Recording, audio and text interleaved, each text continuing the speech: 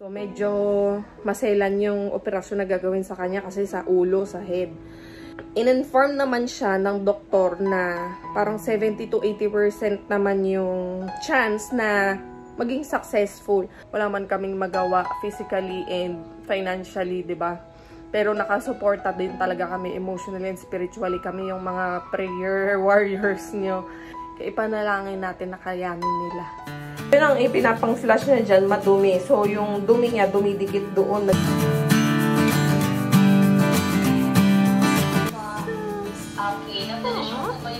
Cutie. Paano? Kapit! Agoy. Ayan, busy-busy ang abogado ko. Nagtatanong kami kung ano yung mga requirements pa Korea. Mag-a-apply tayo ng Korean visa, mga Ningski. Good morning! Welcome back to my vlog! Maayos na ang bed dahil for today's video, okay, medyo na-late lang tayo ng konti than our usual routine. Ayan, instead of waking up at 6 AM, gumising kami ngayon at 8 AM kasi online classes lang si Skyler. So, medyo na-extend yung tulog namin and it's a very great help to start our day kasi busog tayo sa tulog. Kaya naman, uumpisan ko ang araw ko ng paglilinis. Ayan, habang nag-online class si Skyler dun sa baba, iniwan ko na siya kay Ate Eliza. Si Cloudy gising na din, naligpit ko ng maaga yung bed. And maglilinis na tayo ng banyo. Ayan. Busy kasi si nanay dun sa kabila kaya hindi siya nakapaglinis ng banyo dito. So, I figured na sabi ko, lilinisin ko yung banyo namin. This time, ako naman yung maglilinis. Pero, hindi ako masyadong aasa kasi si nanay talaga ang napakagaling maglinis ng banyo. So, ako talagang tamang kuskus lang. And, mawala lang yung amoy ba? Mawala lang yung mga kutim, mga amoy, mga dumi sa tiles. Malinis lang yung toilet bowl. And maging pleasant lang yung smell ng banyo. Okay na ako dun. So, halika, let's start cleaning na. Actually, nakapaglinis na ako dito eh.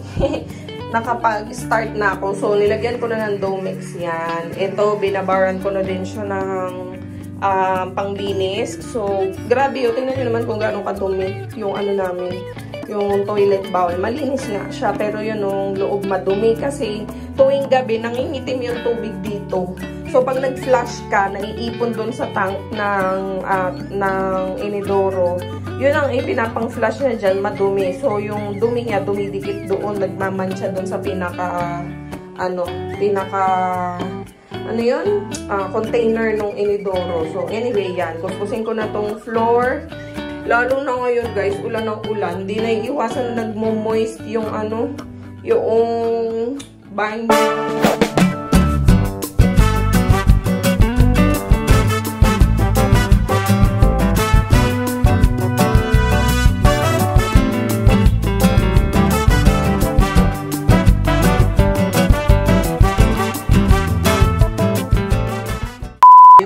Fresh na ako. Pagkatapos ko maglinis ng banyo, naligo na rin ako agad kasi pawisan na ako. Ayan, i-blower ko na lang yung hair ko mamaya. Para makapag-ready na tayo, guys. Ayan, si Sky nag-online pa rin siya. Page are you na sa math? Ikaw, what page are you na? Page 11. 21. Okay. Ang bibilis ng mga iba, no? Finish mo po ba yung work yesterday? Okay, so sige, it's okay if you want to advance your work, either in math or science. Love you! How about Vino? Sauce. Vino? Sige, while waiting for Vino, let's have Alonso. Alonso? Can you hear me? Yes, po. Okay, na-finish mo po ba yung work yesterday in science? Yes, po. Okay, how about in math? Talagang kasali pala yan si Yumi. O, tatlong upuan pa inilagay niya. Ayan. Diba? Ganun. Mabilis ko nag-ayos, guys. Kasi nga, I really feel good today. Kaya naman nag-ayos talaga ako. Powder foundation lang yung nilagay ko sa skin ko para lang medyo ma-brighten up lang siya tsaka mawala yung redness. Tapos, iglagay ako ng konting eyeshadow eyeliner, and I put on a very nice shade of contact lens. Alam niyo ba, mura lang to. Lalagay ko yung link niya, nabili sa Shopee sa comment box para pwede din kayo maka-order. Nasa less than 150 pesos lang to. Pero okay naman siya, laban naman siya. Hindi naman siya masakit sa mata, hindi naman siya pahapde, madali lang din siyang ikabit. Yun lang. I think good lang siya for like 2 to 3 months. Yan. Anyway, second gamit ko pa lang naman, and I really like it. Very natural lang yung shade niya, pero mayroong drama ng konti. O, diba? Okay na tayo. Ang lakas makabagets ng hair ko eh. Di na ako nakapag-blower ng mabuti, kaya itinali ko na lang yung ilagyan ko na lang ng clip yung gitna. Maiba naman. So, ayan. Good morning, Cloud. Cloudy, look at Mama. Mama! Ang ganda ng mata mo, ha? Ganda no ay contact lens eh, no? Yes! Wow, Spider-Man. So, ayun guys, marami tayong gagawin for today. Malapit na yung surgery ni Ate Carla. Papa, ano na pala? Sa 11 na yung surgery niya. 11 sa kanila, 12 sa atin, tama? Tawagan natin. Ayun nga. Yun yung kinukwento ni Ate Carla the last time na napag-usapan namin yun. Yun yung time na nandito sila sa Pilipinas, umuwi sila. So, nakalimutan ko na yung tawag. It has something to do with inborn. Inborn ba ang tawag doon, pa? Inborn ang tawag? Oo, parang ganon. So, nung nabangga si Ate Carla sa Canada, nabangga siya from behind. Na-trigger yung something dun sa head niya. So, simula nun, hindi na nawawala daw yung sakit ng ulo niya. Mas malala pa daw sa, sa parang migraine. Tapos, nagtitake siya ng meds, ganyan. And, nung chinek up nga siya, pinrescribe siya na it's either ide-delay hanggang sa God knows what, kung anong mangyayari, or ooperahan na siya para ma-address na yung issue. And medyo delikado guys kasi operahan siya sa ulo. Alam niyo naman malapit sa brain. So, yun, talagang araw-araw na nagmamassage, nagsuserve siya sa simbahan. Nakasama sila kuya dun sa intention, lalo na si Ate Carla. Everyday yan, nasa mass intention sila. And yun nga, tawagan natin sila today para makamusta. Ano ah? Sino ka? Sino ikaw? Spider-Man. Pinalabas ako ni Cloudy kasi gulatin daw niya ako. Si Chloe, mami. Saan ba si Cloud? Cloud? Nasaan? Hindi ko makita. Ay! Nandiyan ka pala. Nagulat ako eh. Sige, dali. Paano? Kapit! Agoy. Wow! Na-miss niya yan eh. Ginaganyan siya ni Tito Victor niya. Akin pinapagawa. Sabi ko, anak, di kita kayang buhatin ng ganong kataas. Asa si Cloud? Pa? Ay! Ayun. Hindi naman ikaw si Cloudy. Si Spider-Man ka eh. Where's Cloudy? Few moments later. Maglilinis na lang ako dito habang nag-aantay ako kay Jet kasi may inaayos kami. Di pa namin natawagan sila Ate Carla. Ayan, busy-busy ang abogado ko. Ba matabudan ka na dyan, sir, ng mga papeles. Mukha nga, kasi sa dami nito. Mga papel-papel. May inaayos kasi kami, guys, na talagang kailangang unahin at i-priority. Parang parehas lang yun ang meaning, ano? Unahin at i-priority. Yan. Tapos nag-assist kasi ko sa kanya. Pero siya talaga yung nakatutok dyan. Lang ako, parang taga-verify. Tapos taga-check. Dahil siya talaga yung gumagawa ng pasikot-sikot. So, meron kasi kaming inaayos na ayaw ko na lang sabihin dito sa vlog kasi it's too personal. Plus, para hindi na rin kayo mag-isip, diba? Problemado na nga kami, mga problema pa kayo. So, wag nang ganon. Hanggang sa amin na lang. Kumbaga. So, anyway, ayan. Ayusin ko muna to. Hindi na namin natawagan sila Ate Carla kasi tulog na. Pecha na. Tomorrow na lang namin tatawagan. Pero, ayun nga, guys. Ooperahan na si Ate Carla sa October 11. So, medyo maselan yung operasyon na gagawin sa kanya kasi sa ulo, sa head. And, in-inform naman siya ng doktor na parang 70 to 80% naman yung ano nun, yung chance na maging successful. So, very slim lang. But still, meron pang, 'di ba? Meron pang 20% na baka makaapekto sa ibang parte ng katawan niya, or I don't know, I don't want to think ng ganong klase ng mga scenarios, pero I just want to give you an idea na delikado talaga yung gagawin kay Ate Carla. Yun na nga lang ang kinaganda kasi nasa Canada sila, so yan, kumbaga kasama sa insurance nila yon, pagpapagamot niya. And sagot ng, parang sagot yata yun ng government. So, it's either tatatagan lang talaga niya yung loob niya, or hindi siya magpapa-opera. Ganun lang yun, guys, eh. Kaya sabi ko, go na yan, kuya, ate. Basta kami dito, wala man kaming magawa physically and financially, 'di ba? Pero nakasuporta din talaga kami emotionally and spiritually. Kami yung mga prayer warriors nyo. And actually, marami nagdadasal para sa kanila. And sana yon, ipagdasal din nyo sila Ate Carla tsaka si Kuya Victor. Dahil right after that, hindi lang matatapos sa operasyon yung gagawin kay Ate Carla. Meron pa yung mga series of check-ups pa. Tapos parang baka meron pa yata siyang mga follow-ups. Ganyan. So, hindi siya makapag-work for 6 months. So, medyo mahirap din yung pagdadaanan ng pamilya nila dun sa Canada. Kaya ipanalangin natin na kayanin nila. And, maging successful yung operation ng Ate Carla.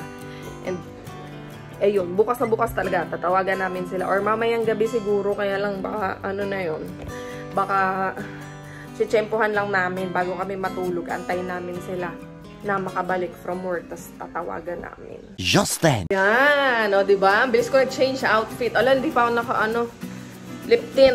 So, nakatapos na din si Jet gumawa nung kanyang assignment. Ayan na, and nakabihis na rin siya. Punta tayo sa simbahan ngayon kasi magmamas tayo. Dahil may service si Jet ng misa ng alas 6. Hindi siya nagising, sobrang pagod. Tapos, yung mga cellphone namin, mga hindi nagsi-alarm. Kaya, sasama na ako para makapag-mass kami ni Skylar na. Hi, Sky! Tara na. For successful operation of Patrick recovery of Nicolas Silva, Carla Filipsinos, for immediate recovery and completing of emergency law. Yung papag-mass natin si Tita Carla. Service is 2.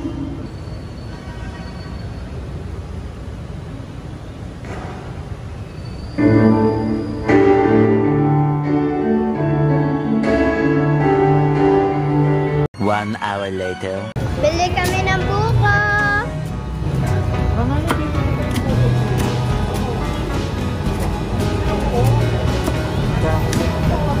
Yan ang masarap na buko, yung fresh. Fresh buko.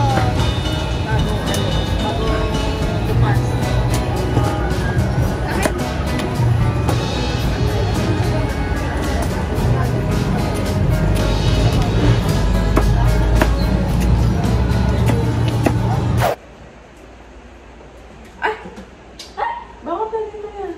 Umakyat. Yung may umakyat, oo.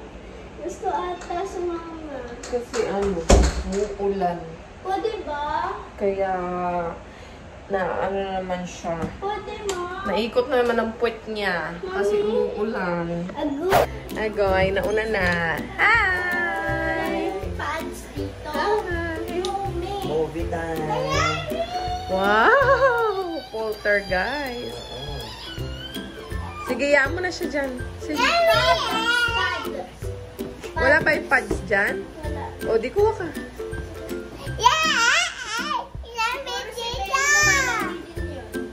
Ana? Kukunin din. Pero si Bailey aakit din yun dahil kay Yumi. Sige na, Dari. Kuha ka pads. Ano nangyari sa lahat? Okay naman. Punta kami doon sa SM. Punta kami ng attic tours ni ate. Tapos, nagtatanong kami kung ano yung mga requirements pa Korea. Yun. Ano pala pa? Grabe pala processing ng Korean visa. 30 days. Minsan niya umabot at pumunta. Oh? Grabe naman. Tapos ano sila, mas mabusisi sila. Ultimo yung application form nila, 5 pages. 5 pages. Tapos, ganun din, mga general documents na kailangan. Mga pin-provide din natin sa Japanese visa nung nag-apply tayo. Mga certificate, statement of account. Opo. Tapos, ITR, ganyan. Pero, meron akong pinagtataka or hindi ko masyado maintindihan. Meron kasi doon nakalagay sa Korean visa na pag meron kang previous visa for the last 5 years, nandun yung list ng countries including Japan, hindi mo na kailangan mag-provide ng ITR. Kasi kumbaga, meron ka ng record na maganda. Oo, kasi na-award ka nga ng ng Japanese visa katulad namin Japanese visa. Pero marami pa dong list of countries na included like Canada, US, ayan, Australia, ganon. So, parang pagkaintindi ko pag nabigyan ka ng visa sa ibang bansa, mga first world country, so, hindi ka na nila hihinga ng ITR. Pero, doon sa, sa application, hindi naman application form, requirement form ng ATIC tours, kailangan pa rin magpasa ng ITR. Tapos, kung meron kang visa na galing sa mga mentioned countries, ayan, wag dyan doon. I-attach mo siya doon sa... Hindi, dalawa na yung pads. Yung isa pala nasa sige. So, yun. Kung meron ka ng mga, visa doon sa mga mentioned countries, i-attach mo din siya doon. So, yun ang i-verify ko bukas. So, ganito. Pag daw nag-apply ka sa, sa mga travel agencies like ATIC Tours or Neuro, it will take 30 days. Tapos, meron pang isang way, which is doon ka mag-a-apply sa KVAC, yung Korean Visa Application Center. Doon, it will take 5 to 7 working days. Pwede ka doon dumirekta. Actually, parang outsource din sila ng embassy. Pero sila yung parang pinaka-accredited, kumbaga, ganun. So, I take it na itong mga ATIC tours na to, itong mga rally tours na to, ay isinasubmit lang din nila yung mga application form or yung mga na-process nilang form sa KVAC. So, naisip namin ni ate na rumekta na lang kami dun sa KVAC and titignan namin, diba, kung makakalusot. So, yun nga, mag-a-apply tayo ng Korean visa, mga ninskis, na, as soon as possible, Bakit daw? December daw, magko-Korea. Doon daw magba-birthday. Pero, let's see. It is what it is, kung ano mangyayari. So, ngayon, ang aking aim is matulog na at magpahinga and spend time with my family. So guys, thank you so much for watching the vlog for today. Saka na natin isipin yung visa na yan. Tomorrow, I will make some calls para to verify yung mga requirements. But for now, let's call it a day and magpahinga na tayo lahat. Thank you so much guys for watching. Bye! Good night, guys! Good night, guys! Like and subscribe and hit that notification bell for our notice updates like this video. Share this video and good night, guys!